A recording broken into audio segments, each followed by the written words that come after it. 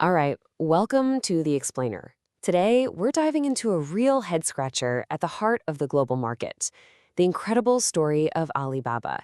This was a tech giant that seemed absolutely unstoppable. And then, almost overnight, it took a spectacular fall from grace. So what on earth happened? And is this company now a historic bargain? Or is it a giant that's just broken? Let's dig in. Yeah, that's really the core of it, isn't it? How does a company at the absolute peak of its power, one of the biggest tech titans in the world, lose more than $500 billion in value? I mean, we're talking about a loss bigger than the entire GDP of some countries. It's just wild. So, how did it happen?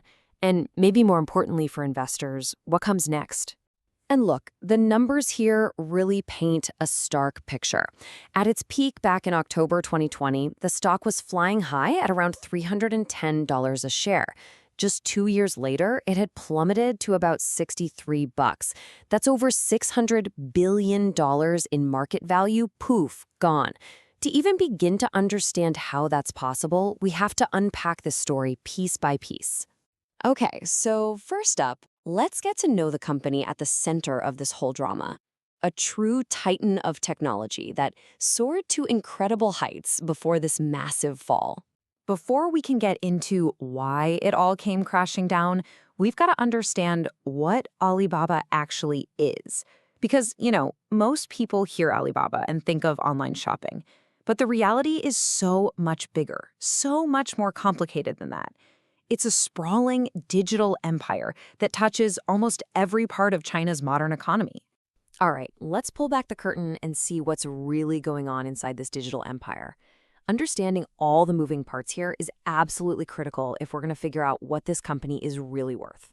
Okay, so this chart tells a really interesting story. Sure, its main e-commerce business in China, Taobao and Tmall, makes up almost half its money. But look at the rest. You've got cloud computing, international business, and its own massive logistics network, Kinayo, each kicking in over 10%. So you see, this isn't just some big online mall.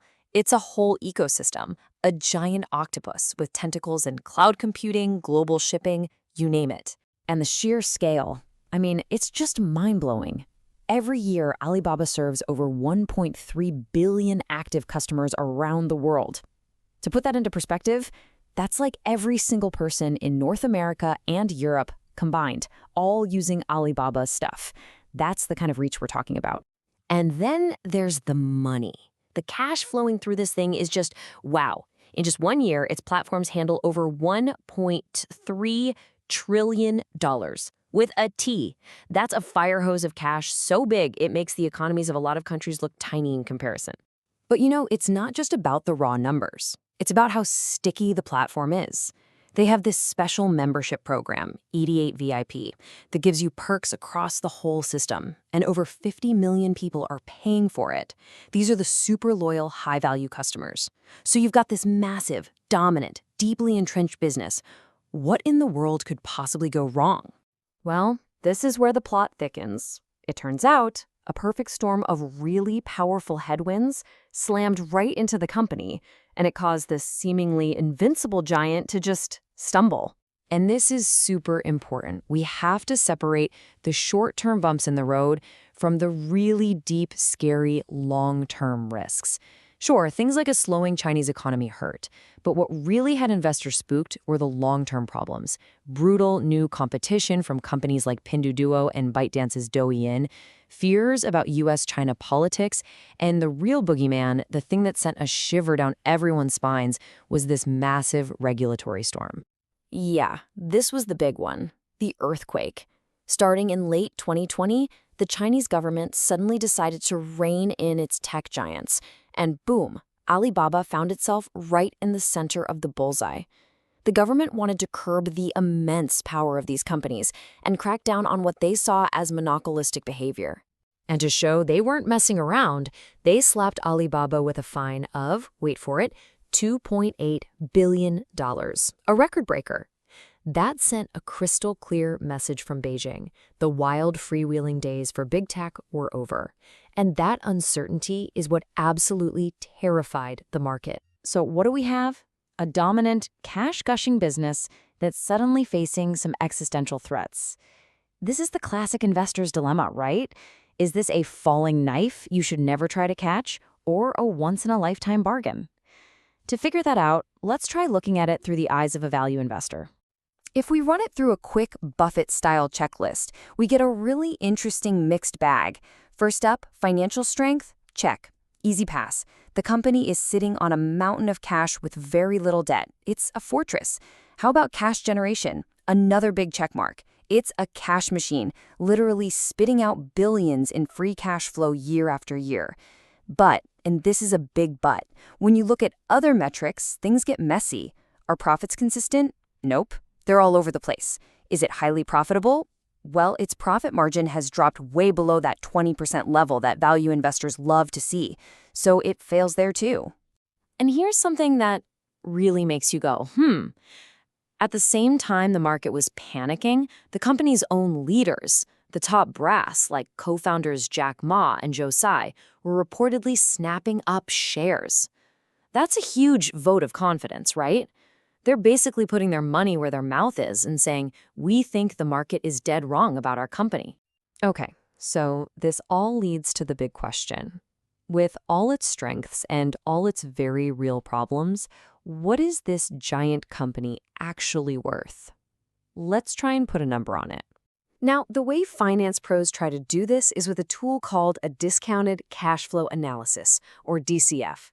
Sounds complicated, but the idea is actually pretty simple. You're just trying to figure out what all the cash a company will make in the future is worth to you today. Step 1. You basically guess how much cash the company is going to make in the future. Step 2, you take all that future money and discount it, because $1 tomorrow isn't worth as much as $1 in your hand today, right? And boom, step 3, you add it all up and get a rough estimate of the company's intrinsic value. So, when you run the numbers, you get a few different possibilities. Let's start with the super pessimistic worst-case scenario. If you assume Alibaba's cash flow never grows again, like flatlines forever, its value comes out to about $121 a share. If you assume just modest growth, it jumps to $169. And if you're an optimist, it could be worth $225. And here is the absolute kicker. The stock has been trading right around that zero growth number. Let me just say that again, because it's really the whole point. The stock market, right now, is essentially betting that this massive, innovative global tech company will have literally zero growth, ever again. For a business of this scale, that's an incredibly pessimistic view. So when you put it all together, the fear, the deep pessimism from the market, and the huge potential upside if that fear is just a little bit wrong, it all boils down to one single massive question. And that, right there, is the $500 billion question. Is the market right to be this scared, making Alibaba a classic value trap that will just keep burning investors? Or, just maybe, is this the kind of rare opportunity where you get to buy a world-class tech empire at a price that has all the bad news, and then some, already baked in? The answer to that question is going to be one of the biggest stories in investing for years to come. Thanks for joining me on The Explainer. And hey, just a quick reminder, everything we've talked about today is for educational purposes. It's all based on public info, and it's definitely not investment advice. You've got to do your own homework before making any financial moves, okay? Great.